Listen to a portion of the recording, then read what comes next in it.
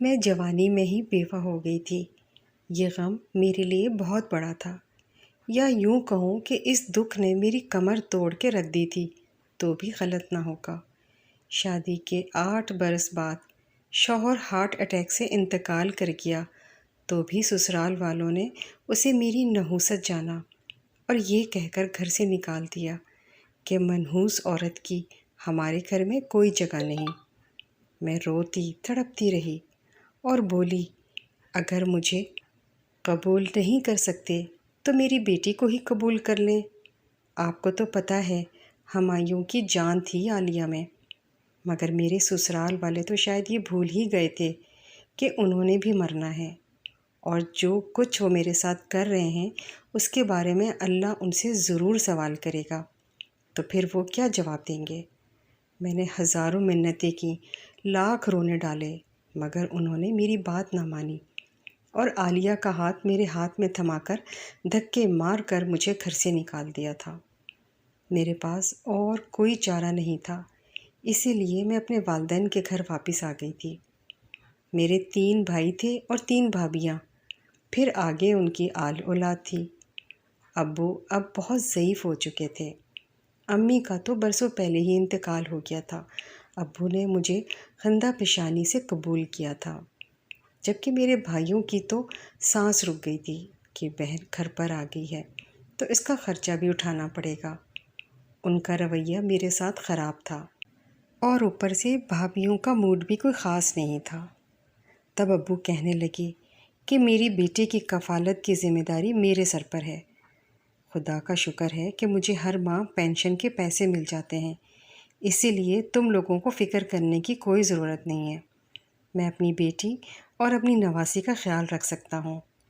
یہ باتیں سن کر میرے بھائی ذرا سے نرم پڑ گئے تھے، مگر بھابیوں کے تیور ابھی بھی خراب تھے۔ وہ کہنے لگیں، عالیہ اور تسلیم آ گئی ہے تو ایک کمرہ انہوں نے بک کر لیا ہے۔ ہمارے گھر میں تو پہلے ہی رہنے کی کوئی جگہ نہیں ہے۔ اس چیز کے جواب میں بھی ابو ہی بولے تھے۔ وہ کہنے لگے، میری بیٹی میرے کمرے میں رہ سکتی ہے۔ اب میں، ابو اور عالیہ ایک ہی کمرے میں رہنے لگے تھے۔ میں دیکھتی تھی کہ ابو سارا دن کھانستے رہتے ہیں۔ ان کی طبیعت بہت خراب رہتی تھی کیونکہ وہ ضعیف ہو چکے تھے۔ ایک دن مجھے کہنے لگے، میری بات سنو۔ میں ان کے پاس جا کر بیٹھ گئی تو بولے، میرے ماتھے پر جھریاں نظر آ رہی ہیں نا؟ انہوں نے یہ بات اس لہجے میں کہی تھی کہ میری آنکھوں میں آنسو آ گئے تھے۔ وہ کہنے لگے، رونا نہیں، ہمت کرو میری بیٹی، تو بڑی بہادر ہے۔ اب میری بات تم نے بڑے غور سے سننی ہے۔ بیٹی، تم تو جانتی ہو کہ موت کا کوئی وقت نہیں ہوتا، کوئی جوانی میں چلا جاتا ہے تو کوئی بڑھاپے میں، مگر اب مجھے اپنی موت صاف نظر آ رہی ہے۔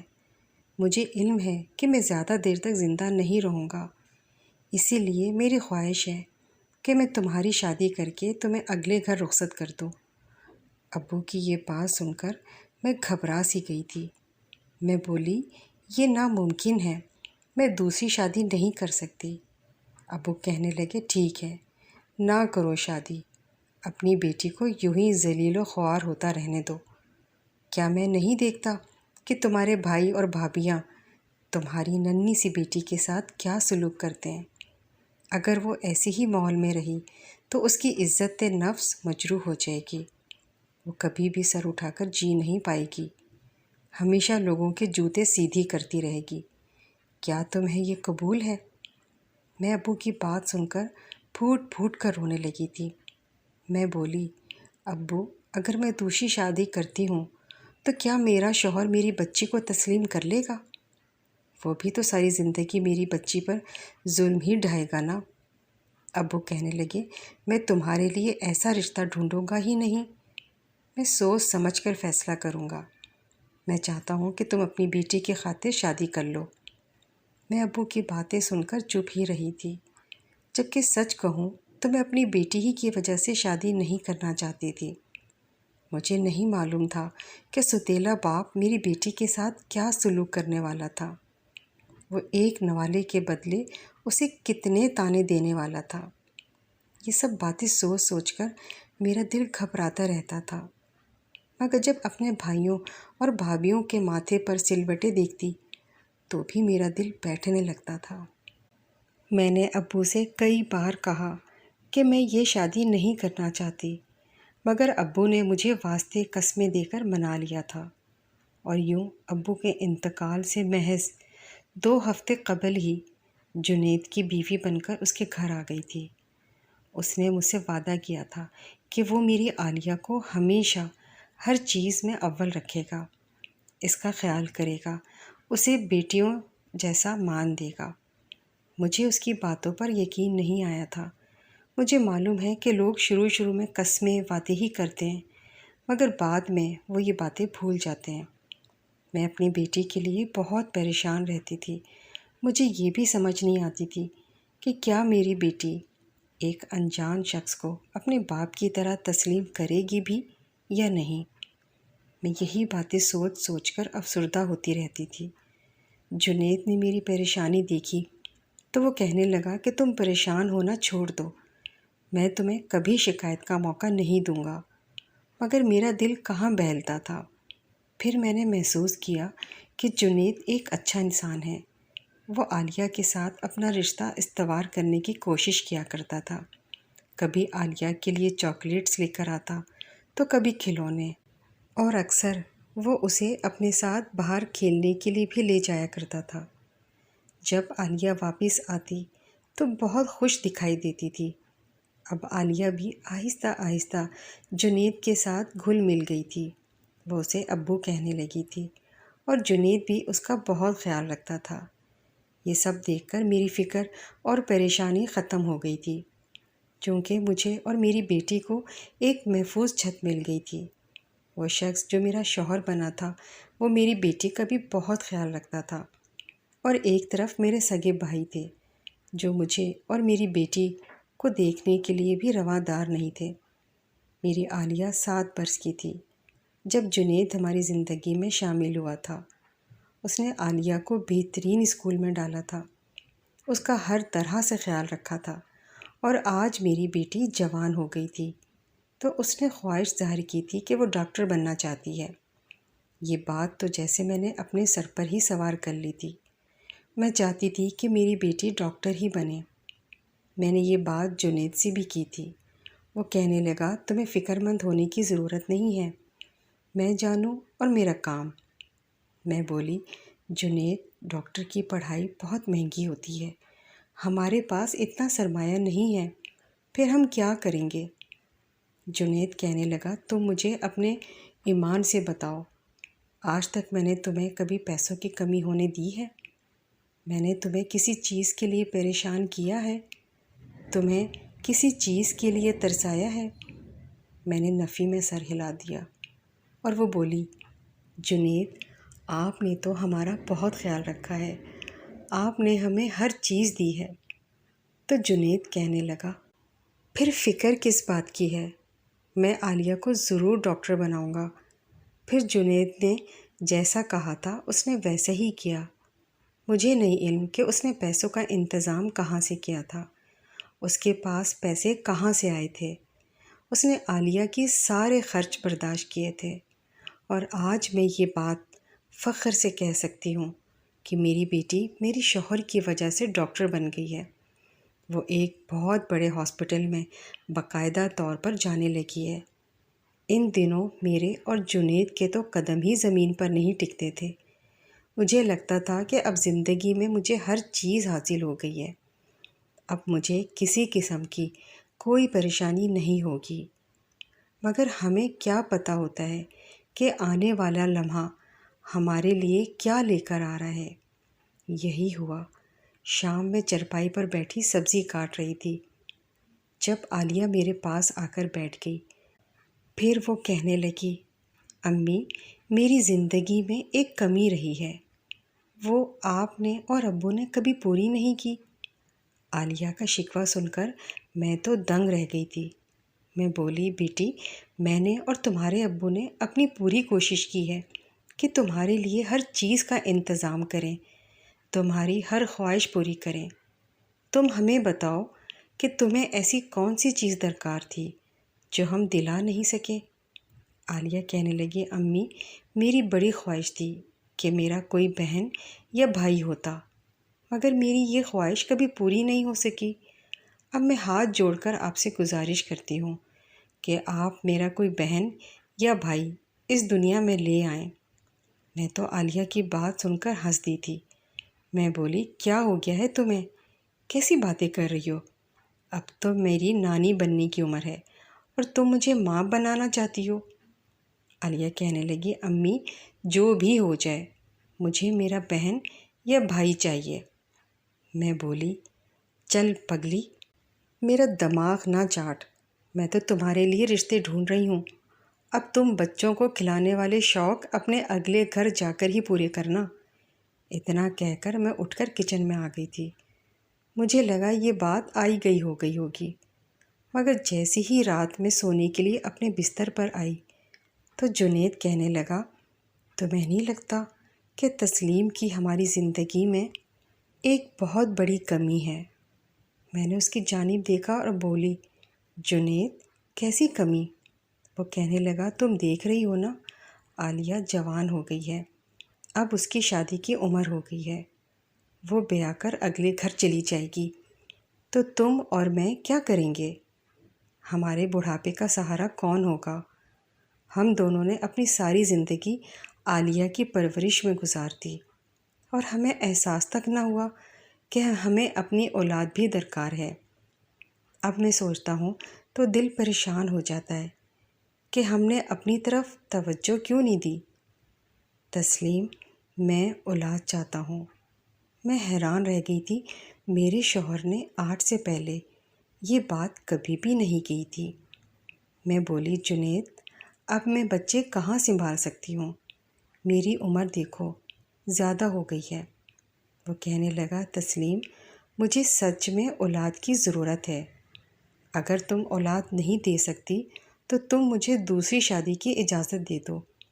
میں تم سے وعدہ کرتا ہوں کہ میں تم دونوں میں کسی قسم کا کوئی فرق نہیں کروں گا، جیسا اسے کھلاؤں گا ویسا ہی تمہیں کھلاؤں گا، جیسا دوسری بیوی کو پہناؤں گا ویسا ہی تمہیں بھی پہناؤں گا، بولو منظور ہے؟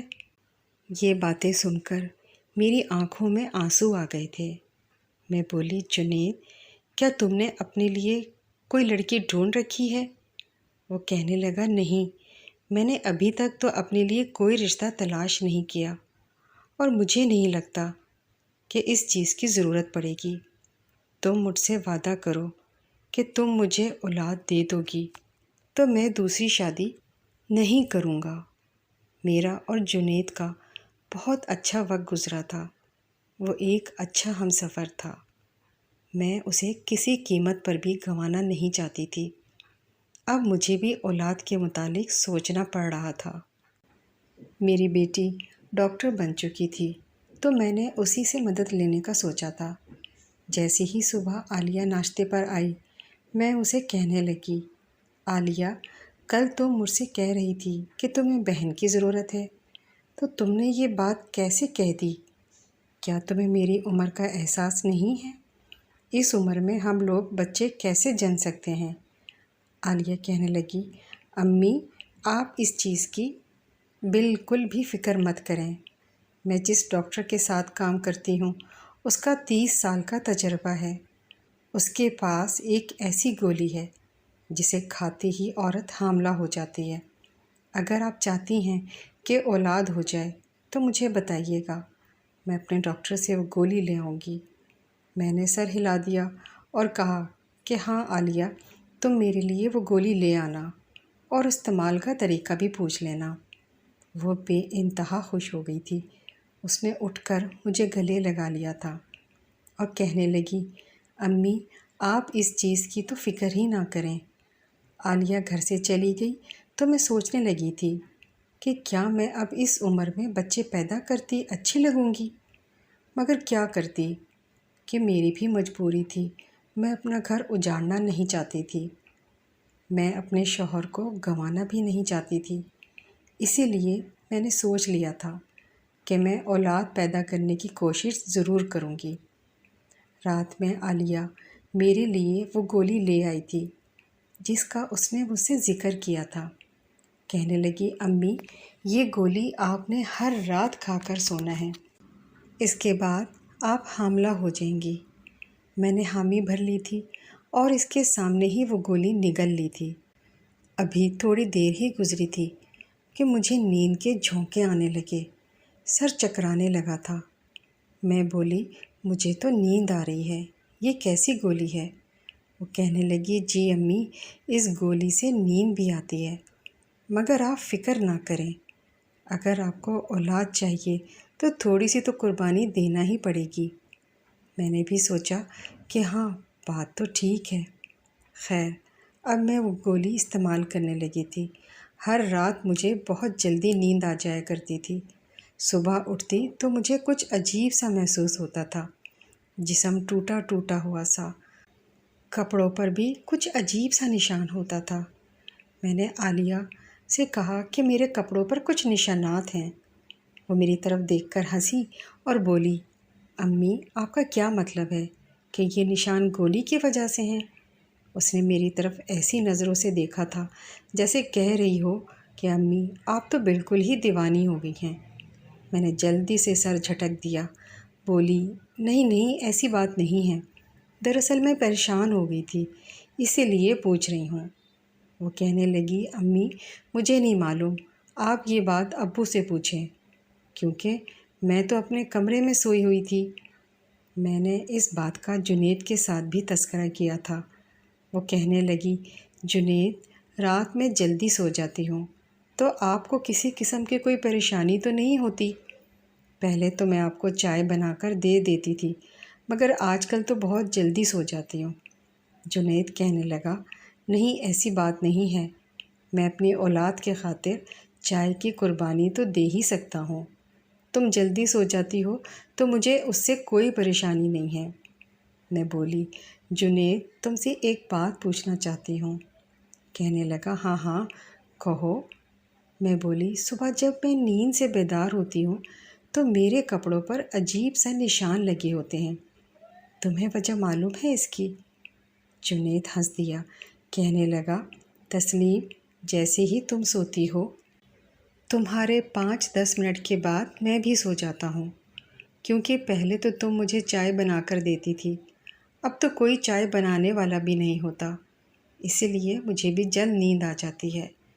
مجھے نہیں معلوم کہ تمہارے کپڑوں پر کیا لگا ہوتا ہے اور کیسے لگتا ہے۔ جنید کی باتیں سن کر میں نے سوچا کہ مجھے بلا وجہ پریشان نہیں ہونا چاہیے، بس میرا وہم ہی ہوگا، اسی لیے میں نے اس بات کو نظر انداز کر دیا تھا۔ اب مجھے عالیہ کی فکر رہنے لگی تھی۔ میں نے جنید سے کہا کہ عالیہ اب جوان ہو گئی ہے، ہمیں اس کی شادی کا کوئی انتظام کرنا چاہیے۔ وہ کہنے لگا، ہاں کیوں نہیں، تمہیں چاہیے تم رشتے کرانے والی عورت سے بات کرو اور ان سے کہو کہ ہماری بیٹی کے لیے رشتہ تلاش کریں۔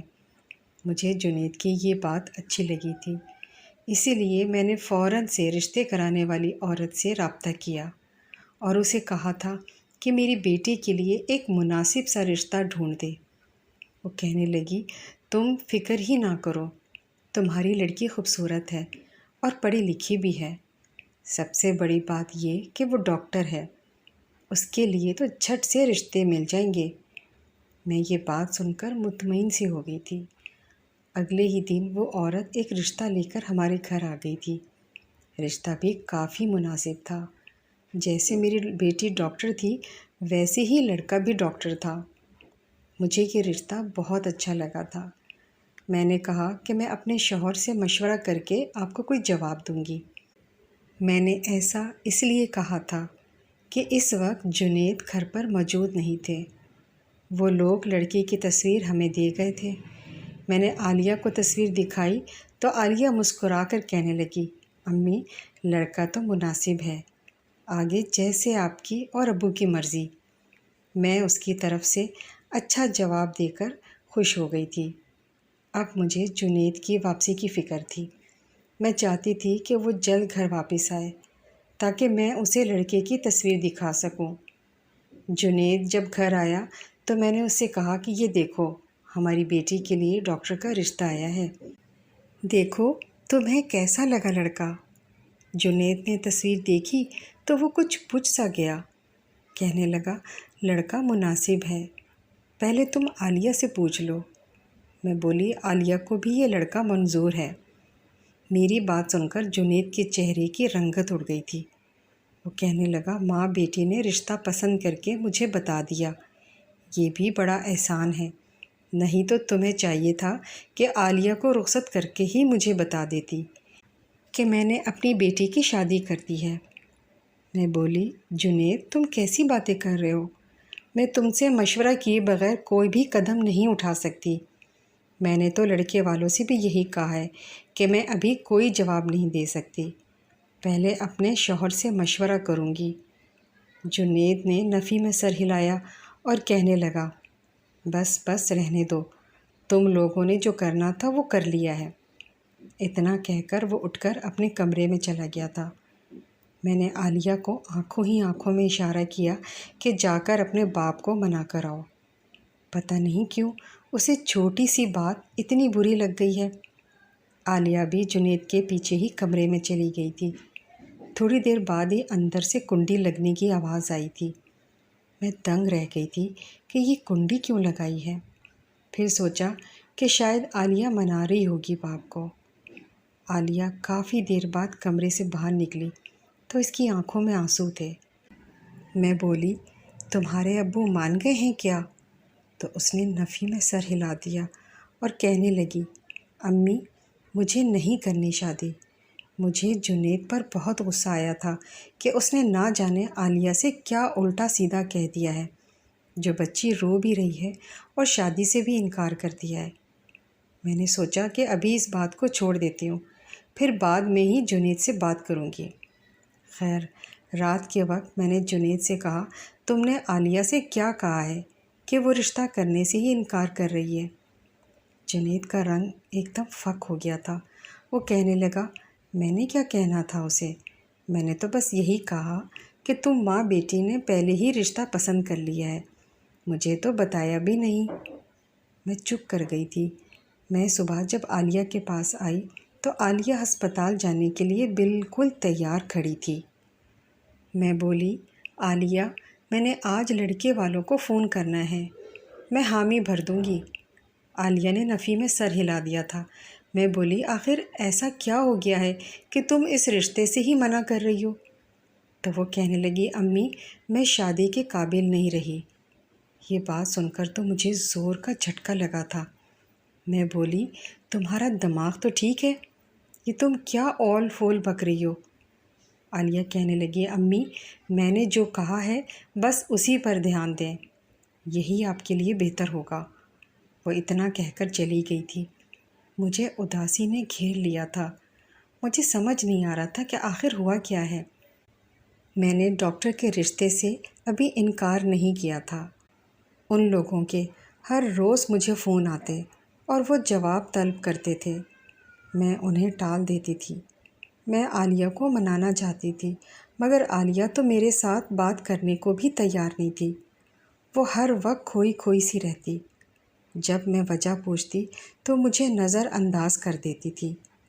عالیہ اب اپنے باپ کے ساتھ زیادہ اٹیچ ہو گئی تھی اور مجھ سے اس نے بڑی دوری اختیار کر لی تھی۔ مجھے تو کچھ بھی سمجھ نہیں آ رہا تھا کہ آخر ہو کیا رہا ہے، کیونکہ میں تو رات کو گولی کھاتی جس کی وجہ سے سارا دن بھی سوئی سوئی سی رہتی تھی اور بدن بھی تھکاوٹ سے چور چور رہتا تھا۔ عالیہ جیسے ہی ہسپتال سے واپس آتی اپنے باپ کے پاس جا کر بیٹھ جاتی۔ وہ دونوں نہ جانے مجھ سے چھپ چھپا کر کیا باتیں کرتے رہتے تھے۔ اب میں اداس رہنے لگی تھی۔ میں نے محسوس کیا تھا کہ عالیہ کی بھی آنکھوں میں اداسی ہے۔ وہ مجھ سے کچھ کہنا چاہتی ہے مگر کہہ نہیں پاتی۔ میں نے سوچا کہ کیا پتہ وہ شادی کے لیے فکر مند ہو، اسی لیے میں نے ڈاکٹر والے رشتے سے انکار کر کے دوسرا رشتہ گھر پر بلوا لیا تھا اور جنید کو پہلے سے ہی خبردار کر دیا تھا کہ وہ گھر سے نہ نکلے، کیونکہ آج لڑکے والوں نے عالیہ کو دیکھنے آنا تھا۔